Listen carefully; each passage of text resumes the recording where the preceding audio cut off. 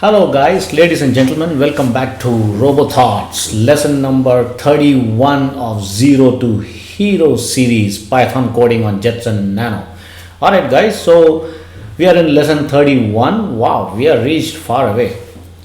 Strings as array. I'm going to show you what is strings as an array. Okay, like in most of the programming languages, strings in Python are arrays of bytes representing a unicode character. Okay, however, Python does not have a character of data type.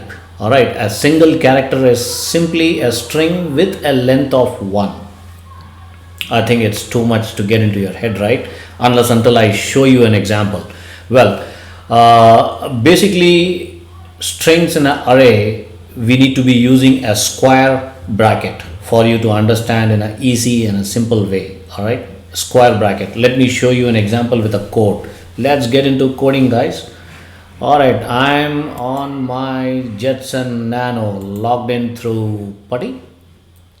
Okay, this is my terminal. Let's create a new file. Nano, what do we name? String array, or yeah, string array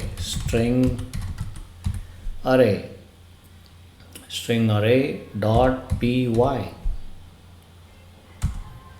All right, now say for example a equal to hello, and I'm going to divide this.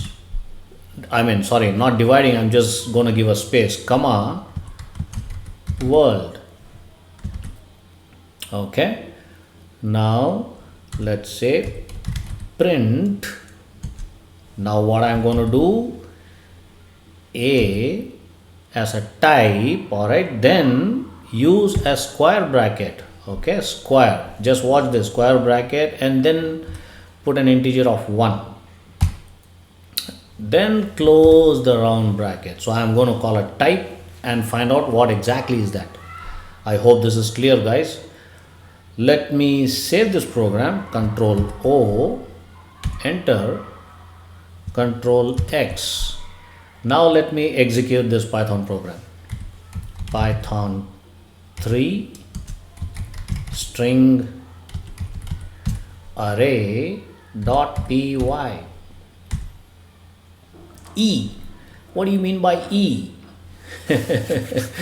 So in the word hello, hello, the array 1, it starts from 0, right? Any array. So array 1 is E, 0 is H. So can you see that, guys, how interesting it is? So that's what is called strings as array. I hope this example helps you to understand. Guys, I'm teaching very basic stuff, so that anyone who are starting from scratch, from the ground zero, can understand these concepts very well and start getting into advanced levels. Alright guys, I hope you like this example of strings as array and lesson number 31. I'm going to come back to you soon in the next lesson. Do please give a thumbs up and leave a comment. Alright, see you, bye bye.